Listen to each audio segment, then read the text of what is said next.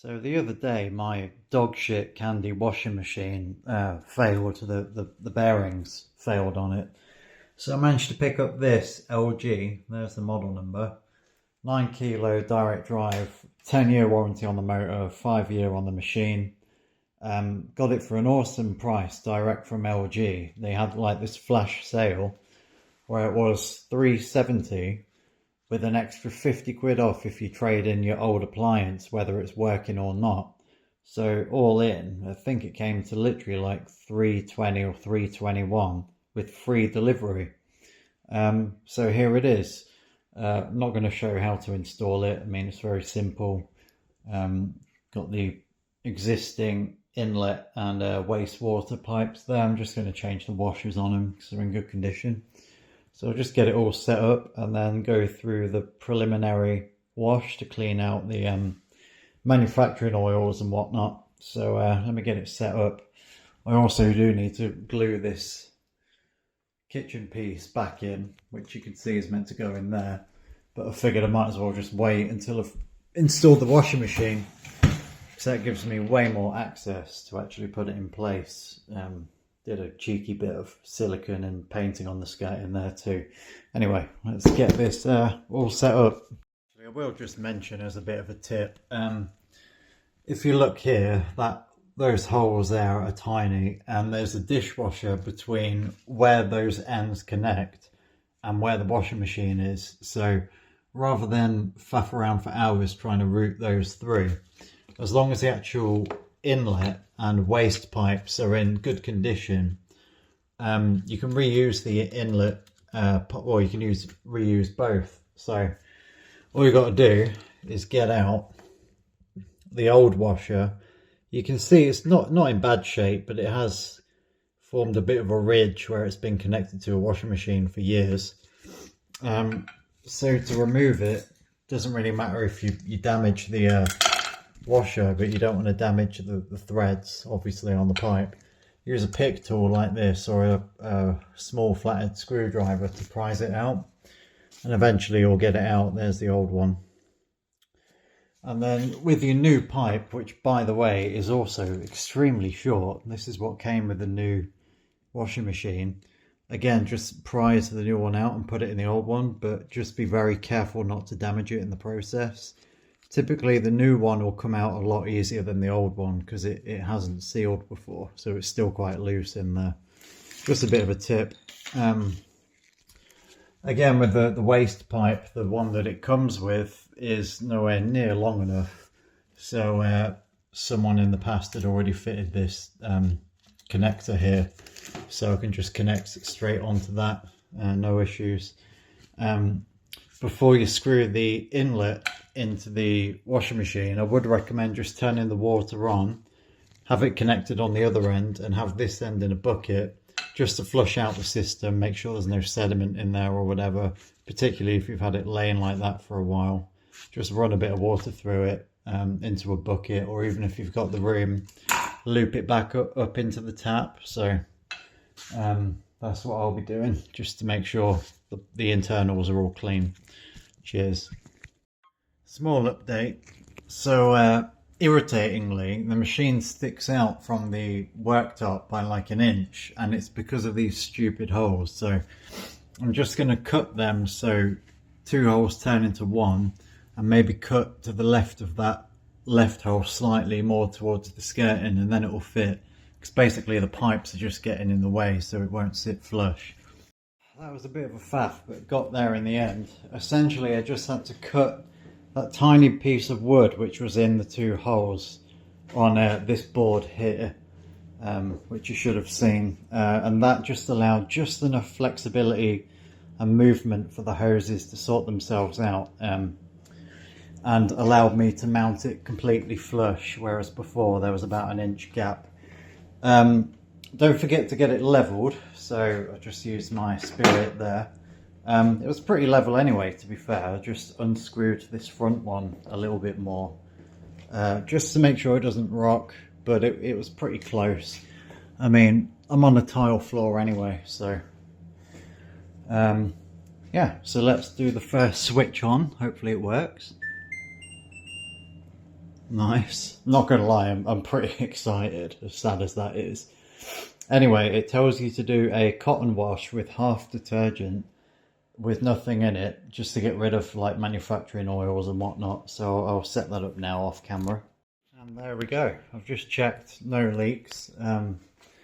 So yeah, just running that cotton cycle with half detergent is very, very quiet actually. I'm really impressed. But I'm going to play a bit of PS5 now, but if I catch it while it's on full spin, I'll try and record it. And then carry on the review after a few days when I got used to it and explored the different functions. I'm definitely going to test the app out as well. But yeah, really, really neat. It really suits this kitchen actually. I'm glad I didn't go with the black one. And this is just an example of her spinning up. She'll go to, I think it's set to 1400, and really it's not too loud at all. I mean, at the end of the day, it is a washing machine, so there's some volume. That's on the mixed fabric setting at 40 degrees, which is what I'll use most of the time. Also, if you're going to be on a tile floor like this, it came with these little pads here, so one side, the side that the tile goes on, is sticky, and then the top, it feels like sandpaper. So that's just what the feet can kind of grab onto. Just stops it sliding about. One tip to get the washing machine in position as well, because it is a heavy beast. Spray the floor with like kitchen cleaner where the machine's going to go. I just use something like this generic surface cleaner. Spray that on the floor where the machine's going to go, and it will slide into place, no issues. And then obviously over time that spray will dry and you've got the machine in the perfect position.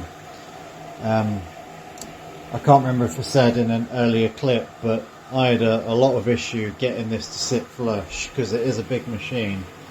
And I ultimately had to cut a bit of a chunk out of the MDF, this panel here. And then, because this dishwasher is in the way, in the end I replaced the waste pipe, because when I inspected it, someone in the past had daisy chained like 4 waste pipes together, which is just silly. So I bought a waste pipe extension, 2.5 meters, which goes directly from there, which is now cable tied, all the way to the machine. Just one pipe, no silly connectors, so it's just going to reduce any potential for leaks really. I've already checked for leaks and it's all good. So I've also had to play with the app. I have read online that some people get a bit concerned that the machine won't do a rinse and spin. It will. Basically on the front panel it's not on there, but if you look at download cycle, if you download the app, I think it's called ThinQ or something, LG ThinQ, download the app, pair your phone with the machine on the Wi-Fi, and then the downloaded program, like the download cycle here, you can choose additional programs basically and assign it to that download cycle. I will note that you can only assign one to the download cycle, you can't have multiple, but it's very quick and easy to switch between which one you actually want on the app. So I've set the download cycle to rinse and spin, like that's literally all it does. Saying that, I can't think of when I'm really gonna need to use it. I mean, I guess if the clothes come out and they're still really wet, I would use it then. So I'll probably just leave it on that. But there's other downloadable programs you can assign, like allergy care and steam and all kinds of stuff that I'm never going to use. One other thing to note about the app and the machine itself, it will not connect to a Wi-Fi network if it's 5 gigahertz. It'll only do 2.4 gigahertz. On my Skyhub, that was quite easy to sort out. I just went on the router settings and deselect apply I deselected something that said like treat 2.4 and 5 gigahertz networks the same. And if you deselect that on your Wi-Fi list, like networks that you can connect to, I now have Sky 2.4 gigahertz and Sky 5 gigahertz. So I just connected the machine to the 2.4 gigahertz network, and it's been fine ever since. And don't forget to, because this is a 5-year warranty, but you have to register the product with LG to get that 5 years, and you have to do that within 90 days. If you forget, you only get a 2 years parts and labour warranty.